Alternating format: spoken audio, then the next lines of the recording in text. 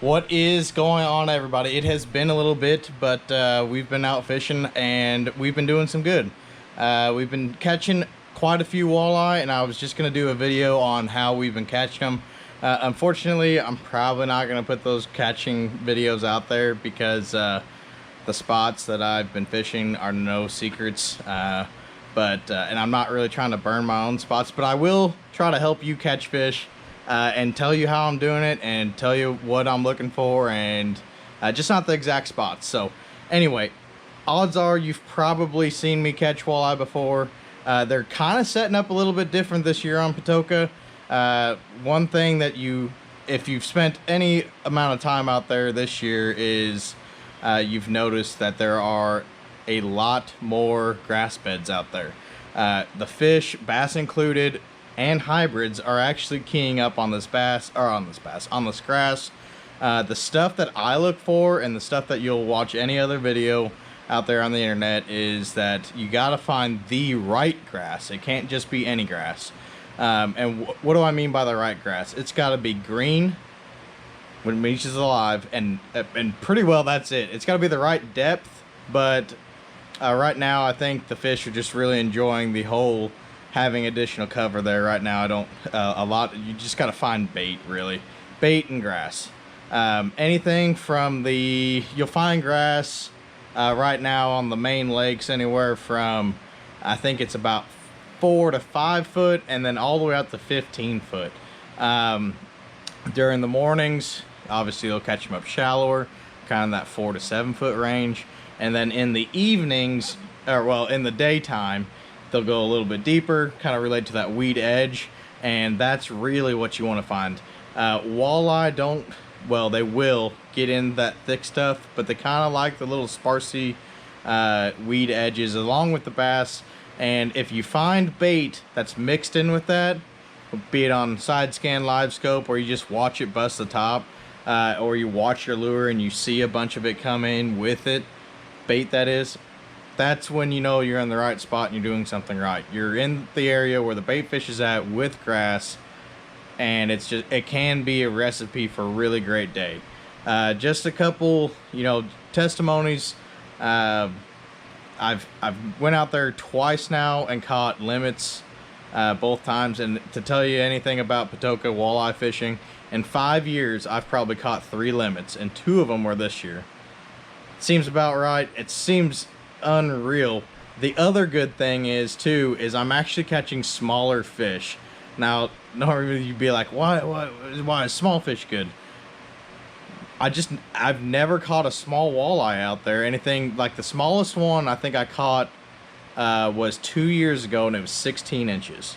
I don't know if I had ever caught a short and where I threw it back. This year I caught 12 walleye in one day, and half of them, right around half, were not keepers. So, which is really good, because we're finally seeing that young stock. And maybe they've always been there. Maybe I've just not been fishing the spots for the young ones, but or not the young ones, the smaller ones, but I'm catching them this year. I haven't actually caught a big one yet, which is kind of disappointing, but it kind of is what it is. I still like eating walleye, and still a really good time to get into them. So anyway, we're gonna get into this. Kind of my top baits in no specific order this year are these right here. So just starting from the top, a deep diving crankbait. Now you'll catch them on this.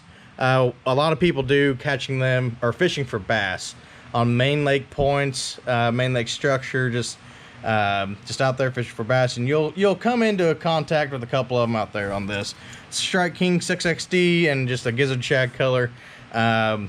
If you just want to cover a good variety of options out there, like you just want to catch some fish, like it's a very good color, it's a very good bait. Everybody has thrown them. They've seen a million of them out there, but they'll still eat it. The next thing is, and I've talked about them before, and this one has seen better days, obviously, but that's how often I throw it. I literally knocked the paint off this and lost the front hook. It is a number 9 jig and wrap. I really like the silver, the classic silver top, chrome bottom. And then I also really like, this isn't a jig and wrap, it's something very similar, but the color is roughly the same. It's a perch color. and I'll go to a number 7, which is a size smaller, and a number 9.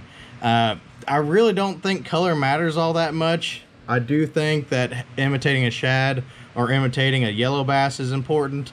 Having one of these are really the only 2 colors I have. And then the 2 sizes. I think later in the summer, they prefer the bigger one. I'm not sure if that's because that's what they're eating or if it's just because it's a reaction strike. And I have noticed that they'll eat it on the first drop.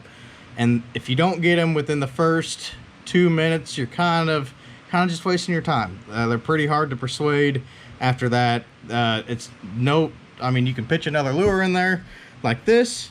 This is a, oh man, it's like a Berkeley snap jig or something like that. It imitates the same movement, but you can actually put a soft plastic on there. This is a drop shot bait that I really like. And then you can put a stinger hook on there if you want to. But if you're fishing around a bunch of rock, this is really good or rocks and brush, because it doesn't have the lower hook there to get all snagged up in. But you can definitely pitch this at them too with different sizes, and it actually gives them a little bit different profile and bait presentation. The next thing that I really like is a big spoon. Now, I wouldn't consider... There are people out there that would consider this a small spoon, and you know what? I'm kind of in the same boat, but I just don't have very high confidence with bigger spoons in this. I do think this is a 4-inch spoon, super sharp hook, but pretty well you cast that out, let it flutter down, and you pretty well just hold on. You will catch a lot of hybrids on that as well. If there are hybrids in the area, you will catch them on that, and you will also catch walleye. Now, the one thing I have noticed through the years of fishing out there is when I'm catching hybrids, I very rarely catch walleye. You can catch them mixed in, but it's very often, for me anyway, one or the other. But hybrids still taste good. They're a fun fish to catch. They're just not normally mixed in with the walleye. So the next bait is this really helps around the grass and up shallow, is a jerkbait. This is a Megabass. I think it's a 110. Yeah, let's see. Megabass 110. Anything in a shad. I really like the 110 Junior, I think it is. It's a little bit smaller. It's got a really nice action. I actually lost the only one I had on a fish, and I'm pretty sure it was a pretty nice walleye. I've just started throwing these a lot this year. The bad side is the price tag, but there are plenty of jerkbaits out there that do the same thing. So again, I like to throw this kind of shallow in the morning, anywhere from the 4 to 7, maybe 10 foot deep. No more than 10 foot deep though. And then a tried and true classic is a swim bait, a small swim bait actually. So these 2 swim baits here, I actually make and inject myself. They imitate a larger brand company that you probably all know and love, and probably everybody has in their boats. But I've been throwing this smaller one, the 3 1/4 inch, this year, and have caught more on this than on this. And I think in the mornings anyway, that is a killer. That color right there is like a blue glimmer. I put some red flake in this as a trial one night. So that's a blue glimmer with some red flake. I think it looks all right. The fish seem to like it as well. Another popular one, and you guys have seen me talk about this before, is the rattle trap, or specifically the red eye shad. Pretty well you cast that one out, and you can work it in 2 different ways. So one of the ways is obviously you cast it out and you burn it in, ripping it through the grass, and you get a reaction strike, catch a lot of bass this way, which isn't a bad thing either, but you will catch some bass doing this. The other way is on main lake points. You cast it out, let it hit the bottom, and you kind of just rip it off the bottom and let it flutter back down, and they'll hit it on the way down. Another really good bait. That bait, the rattle trap, does really good in low light conditions. First thing in the morning, evening, they're kind of losing their eyesight a little bit. In the evenings, they haven't quite kicked over that night mode. They do really well at night as well. But if I was gonna be fishing anywhere from 8 o'clock p.m. to 2 o'clock in the morning, I would be throwing that. I'd at least have one on my deck and probably alternate between that and a swim bait. The other thing that's also very common and popular out there is using a jigging spoon. So this is actually a 1/2 ounce jigging spoon from Bass Pro. There's a lot nicer ones out there. Doesn't have to be anything special. We've caught a lot on this. You'll also catch a couple hybrids on this. Bass, not so much, but you will catch fish on this. It's a little bit more subtle. I kind of like them in the afternoon when they're kind of being lethargic, and you can just kind of find them that way. But you're not going to cover a lot of water with this, and you're really not going to cover a lot of water with the jigging wraps either. Those are more vertical. I will cast this one out and work it back because you can swim it, and then you can drop it, kill it, and snap it a couple times, gives it some action, and then hopefully you catch a fish on that. But yeah, I think that is most of what I've wanted to talk about for this video anyway. I hope you guys are doing pretty well. It has been a little bit since I've uploaded last, and hopefully we can get this one up here pretty soon. It's July 24th. The last time I went out there, the water temp was in like the mid 80s. And that's another thing this year that I think has them kind of acting a little wonky. It's not been that hot. Now, it's been humid, but it's not been hot, and the water temps have not been showing that, or have been reflecting that. Normally this time of year, they're in like the high 80s, low 90s, and there's actually a thermocline. And if you find the thermocline, you find the fish. But this year, the grass kind of weathered a bit different.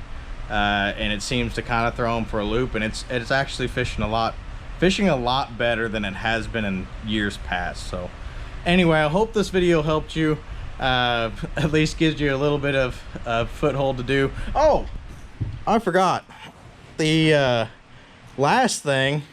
Oh man, the sharp hooks. The last thing that I actually didn't put up here is a night crawler on a jig head. So a night crawler on a, what would you say, probably a 16th ounce jig head. You can use any color, but white, pink, orange, and purple do really well. You don't really catch, you'll catch them, but you'll catch a lot of yellow bass as well. Bring a lot of night crawlers. I've not really done that many, or done that good on minnows. I normally lose them due to again, yellow bass. There are a blue million of them in that lake, and they're not very big. So anyway, that is the last of it. Sorry I didn't put a little bit out there, or a jig head out there to show you, but you guys have probably fished a pretty good bit, so I expect you to guys know what a jig head looks like. So anyway, sorry I didn't give away all my little secret and honey holes, but that is what I throw 90% of the time.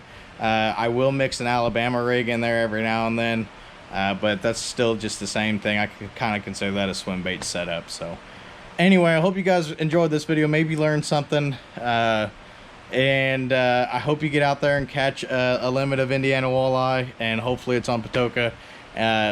Comment down below if you guys enjoyed this and have anything that any other questions that you want me to talk on. So anyway, thanks for clicking on this one. Hopefully we see you out there.